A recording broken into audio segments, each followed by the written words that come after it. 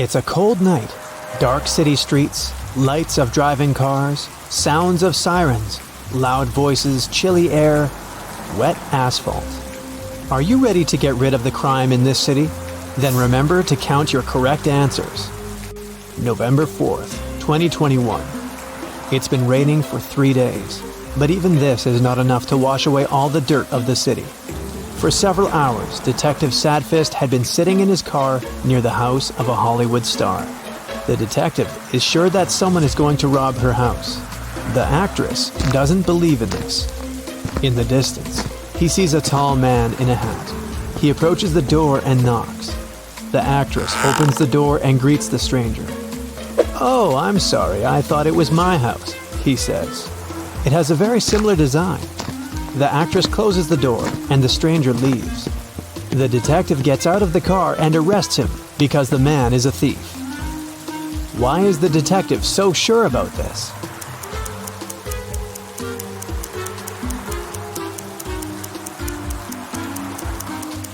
If the stranger had really thought it was his house, he wouldn't have knocked on the door. He'd have tried to open it with a key. The detective takes the thief to the station. The rain is finally over. It promises to be a long night, so the detective goes to buy a coffee. At this moment, the radio reports an arson to the south of the central square. No time for coffee. Sadfist hits the gas pedal and drives to the place. He notices the flames from afar. 2 houses are burning. The detective notices several more police cars. A police officer tells him that one house belongs to a rich businessman. There's a lot of money inside.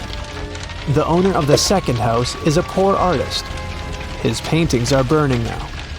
Which house will the detective go to first to put out the fire?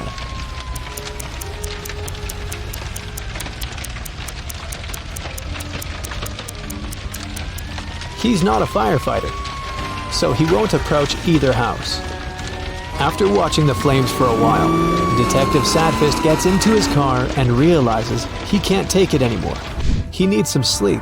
He doesn't want to go home because his house reminds him of her, and he doesn't need those memories at the moment. He decides to rent a hotel room.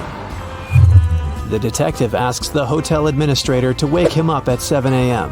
"Of course," the man says, "but don't forget to call me first. Then I'll come to wake you up. One call will be enough." What does the detective need to do to make the lazy guy wake him up?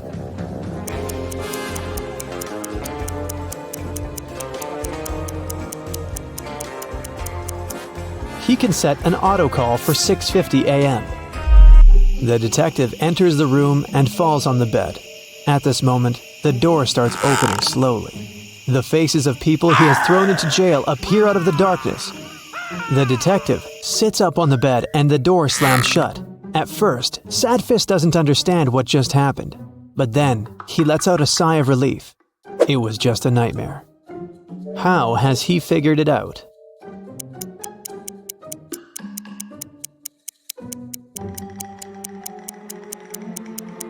It's already light outside. It was dark when the detective checked into the hotel. That means he was asleep. A new day, a new case. The detective is going to the countryside. A girl has disappeared there. Sadfist intends to find her. He stops his car near 3 houses. They're located on the ocean beach.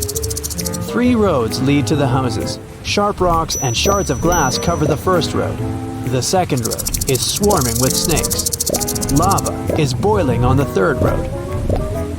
Which path should the detective choose?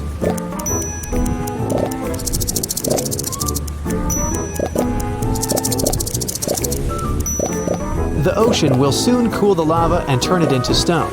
The detective follows the third path. He enters the house and finds the missing girl there. She confesses that she stayed late at a party, and her mother was so worried that she called the police. Detective Sadfist arrives at an office building in the center of the city. He goes up to the top floor. Here, a rich banker is lying unconscious. Someone hit him on the head and stole important documents from his safe. There's a tape recorder on the banker's desk. The detective turns it on. The banker's voice comes from the microphone. "My nephew. He called me a few minutes ago and said he would break into my office and take my documents. I don't know what to do. If something happens to me, you should know. My nephew Michael is to blame. Oh no, I think I heard the elevator doors open. I think it's him. He's here. The recording ends. We must find his nephew, one of the police officers says. I don't think so. The nephew has done nothing wrong. The man just wanted to frame him. Sadfist answers. How did the detective figure that out?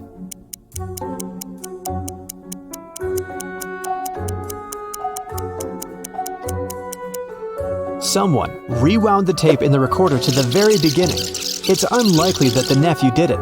He'd get rid of the recorder. The detective leaves the office, gets into the elevator, and meets an old concierge. They go down very slowly. The concierge looks attentively at the buttons. The detective asks him what's the matter. The concierge answers that 5 people live on the 35th floor. 3 live on the 20th floor. 4 people live on the 7th floor. And 7 people live on all other floors. The building has 40 floors in total. The concierge asks, which elevator button is pressed most often? What do you think?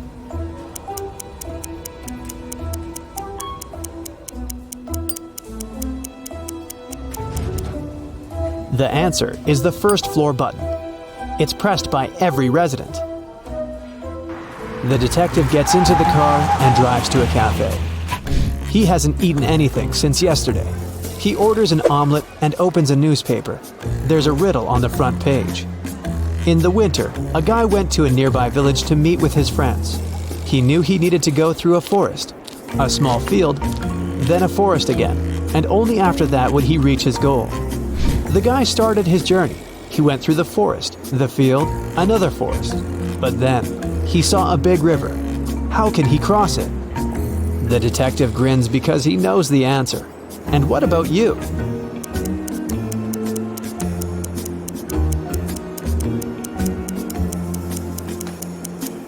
It was winter.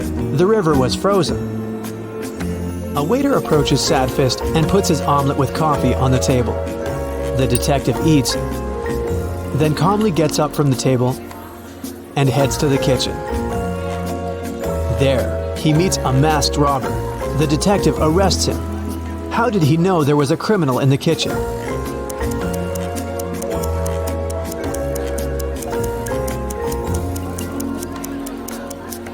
Rob in kitchen was written on the coffee mug. The robber is detained by other police officers, and Sadfist goes back to his car. He has a new case.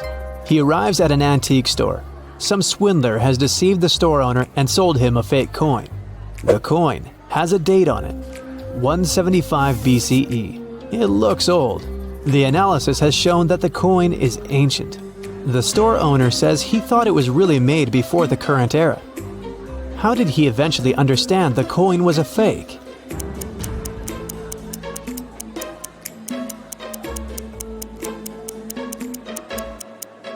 People who lived before our era couldn't write BCE on their coins.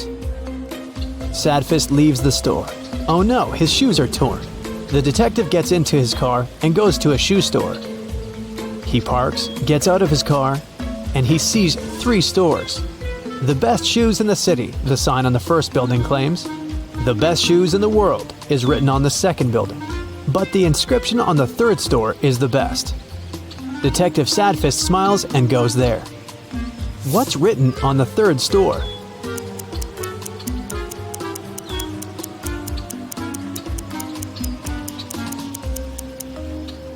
The best shoes on the street.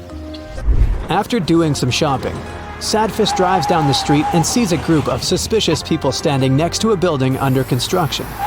The detective stops the car. People notice him and run away in the other direction. The detective runs after them. It seems they've managed to escape, but Sadfist doesn't think so. He calls for backup and tells the police he's caught a gang of hooligans.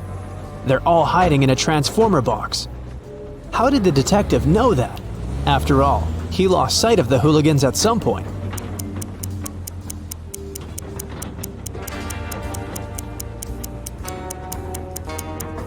The hooligans ran on uncured concrete and left footprints leading to the transformer box. Oh no! Now, Sadfist's new shoes are stained with wet concrete. The detective gets into the car and goes to the laundry.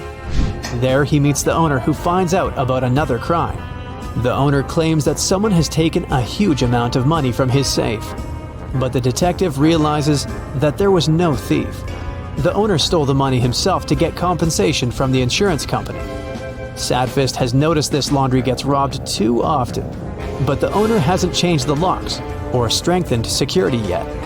But how can the detective prove the money hasn't been stolen?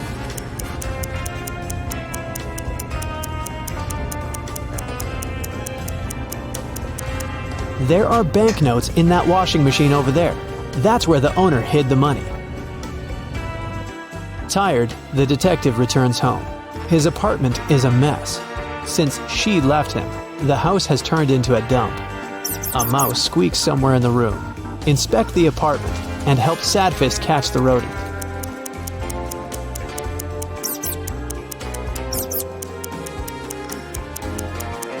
See that box with a hole? It looks like the mouse has chewed through it. Sadfist catches the tiny animal, but does nothing to it. He decides it will be his pet. The detective's mood is as bad as it always is. But maybe checking your score will cheer him up. 0 to 3 points. Detective Sadfist has only gotten sadder because you haven't helped him much in his investigation. 4 to 7 points. Not bad for an ordinary private detective, but it's unsatisfactory for Sadfist, the best detective in the city. Next time, try to be more attentive. 8 to 10 points. Well, it's better, but still not good enough. It's like having eaten a burger and still feeling a little hungry. 11 to 14 points. Today, the city can sleep peacefully. You've helped the detective in almost all cases. He deserves his long-awaited rest. And you do too.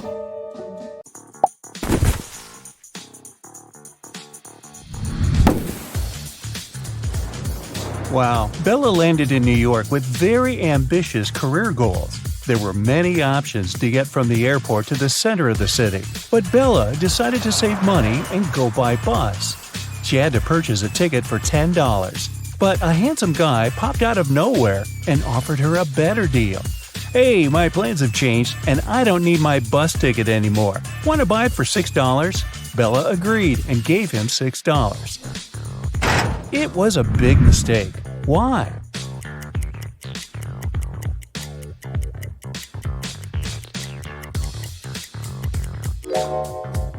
Take a look at the current date on the screen of the vending machine. And now check the date on the ticket. It expired a decade ago. Finally, Bella arrived in Manhattan and found her hostel. She had booked a bed in a dormitory room. Bella had to share it with 3 other women. She left her backpack on her bed and went to take a shower. When Bella returned, she found out that someone had stolen her laptop. She questioned her roommates. Sarah said, "I was drinking some coffee in the lobby. Ask the manager." Kelly said, "I was sleeping with my earplugs in and my sleep mask on, so I didn't see or hear anything." And Chelsea said that she had been taking pictures on the roof of the hostel. Who's lying?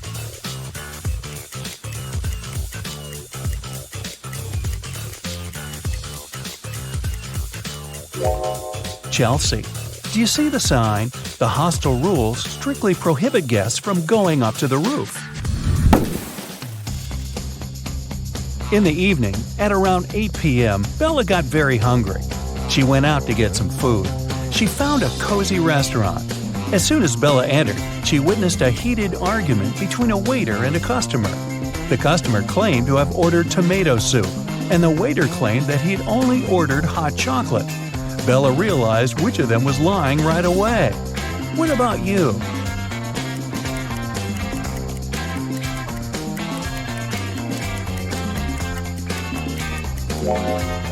The client is lying. This advertisement on the wall says the restaurant only serves soups from 1 to 4 p.m. This means that the waiter simply wouldn't have accepted such an order. Bella ordered dinner. While waiting, she looked around and noticed one weird detail. Can you spot it too?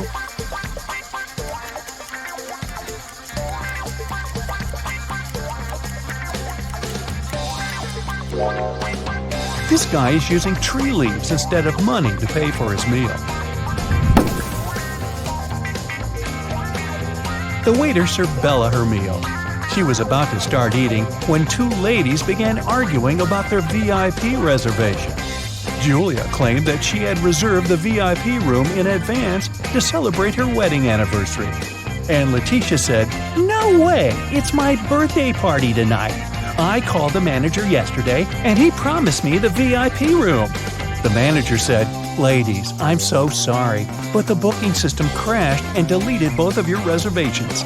The VIP room is unavailable today. Can I do anything else for you?" Who's lying here?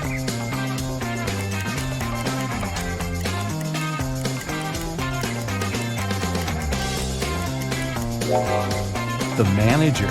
Take a look at the screen. Julia's reservation is still there. He lied because Letitia had given him huge tips to get the VIP room without any reservation. See? Boy, this is a crazy restaurant. The food better be worth it. After dinner, Bella saw Letitia in the ladies' room. She was crying. Bella asked her, "What happened?" Letitia didn't say anything. She just gave Bella her phone and showed this chat with her boyfriend. Can you tell what made Letitia so upset?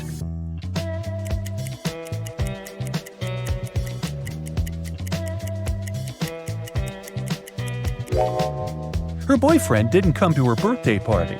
Even worse, he lied that his mom was ill to visit a pool party. Take a look at the reflection in his sunglasses. It seems that he's having fun. Letitia was so grateful for Bella's support that she gave up her VIP opera tickets. The performance was scheduled for the next day. Now, Bella needed to find an evening dress. She headed to a shopping mall with Kelly and Sarah, but as soon as they arrived, they noticed something very weird. Can you see it too?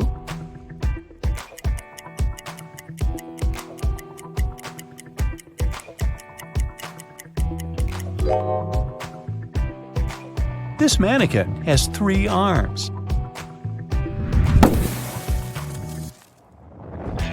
Can you spot what's wrong here?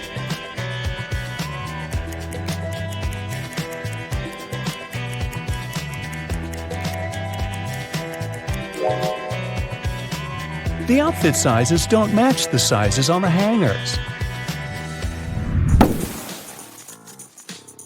What about the dressing room? Any odd details?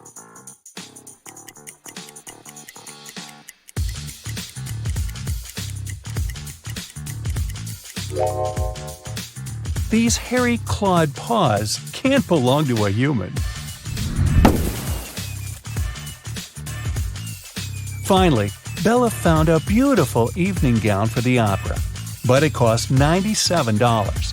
Bella couldn't afford it, so she borrowed $50 from Kelly and $50 from Sarah, which equaled $100. She bought the dress and got $3 of change. Bella gave $1 to Kelly and $1 to Sarah and kept the last dollar for herself.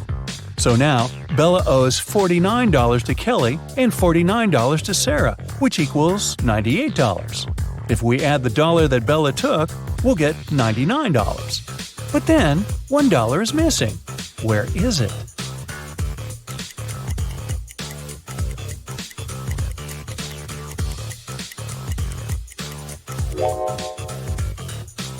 First of all, we're led to believe that $1 is missing. According to the conditions of the riddle, Bella took $50 from Kelly and $50 from Sarah. So the sum of her debt was $100. After that, she bought a dress for $97 and got $3 of change. The total indeed equals $100. But the question itself offers us a mathematically impossible puzzle. In fact, there is no missing dollar. Bella's debt remains $98 because she had already given $2 to her friends. And it's incorrect to add Bella's $1 to this debt. Next, Bella decided to visit a hairdresser. The manager asked her to wait for 20 minutes. Bella took a seat in the lobby and accidentally fell asleep. When she woke up, she saw that someone had cut her long, beautiful hair. She got furious and questioned 3 suspects. Maya said that she'd been busy with another customer. She didn't see what was going on in the lobby. Rick said that he had been eating his lunch outdoors. And Sally said, "Who do you think I am? I don't steal hair. That's ridiculous." Who is lying?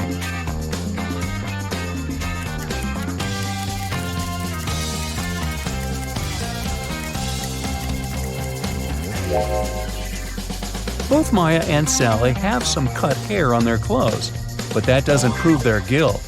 But Rick's lunchbox is full of food, which means that he was busy with something else during his lunch break. Very suspicious. Bella's evening dress was too long and classy. She couldn't go to the concert hall by subway. So the hostel manager, Fred, offered Bella to give her a ride if she cracked his tricky riddle. I have no neck and no head. 2 arms, but no hands. I'm with you at school, I'm with you at work. What am I?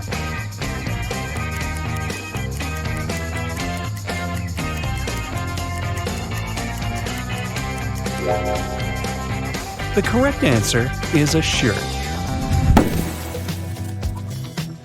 During a break, Bella went outside to get some fresh air. She enjoyed the evening along with other guests. Suddenly, a street dealer offered Bella a diamond necklace for $20. She agreed right away and put the necklace on. Soon, 3 guests came over to Bella to claim the necklace. Pam said, "How dare you? This necklace has been in my family for ages. I lost it in the ladies' room." Diana said, "This piece looks very similar to my necklace. Someone stole it as I was moving through the crowd today. In any case, my jewelry collection is insured." And Sheila said, "I noticed that the necklace was gone after visiting the buffet on the 6th floor. Can you help Bella return the necklace to its real owner?"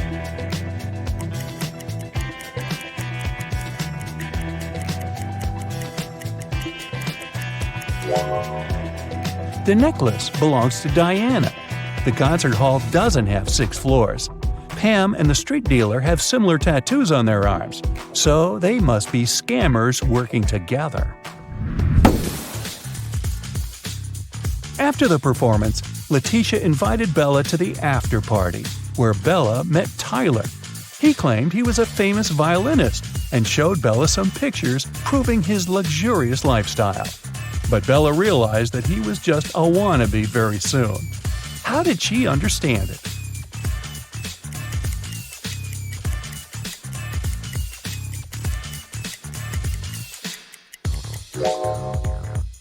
Take a look at the trees in this picture. It's obvious that the wind is blowing to the right.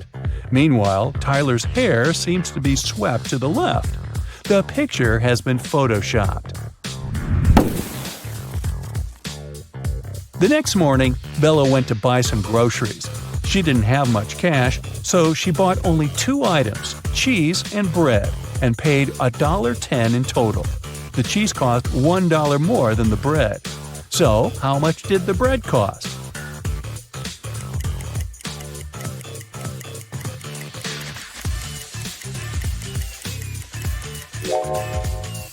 The most obvious answer would be that the bread cost 10 cents. But if the bread cost 10 cents and the price of the cheese was $1 higher than that of the bread, the cheese would cost $1.10. And the total, in this case, would be $1.20. The correct answer is that the bread costs 5 cents and the cheese costs $1.05. This indeed makes a total of $1.10. Does that make sense? Sense? After breakfast, Bella went to a job interview. The HR manager asked her to solve this riddle. She wanted to see how quick-witted Bella was. I am the only place in the world where today comes before yesterday. What am I? Bella cracked this riddle easily. What about you?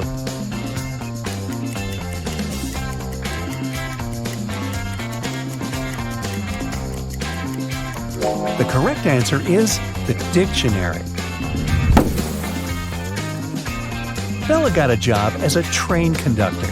On her first day at work, she entered a rail car to check the passengers' tickets. There were only 3 people inside, and only 2 of them were human. Can you tell who's not human?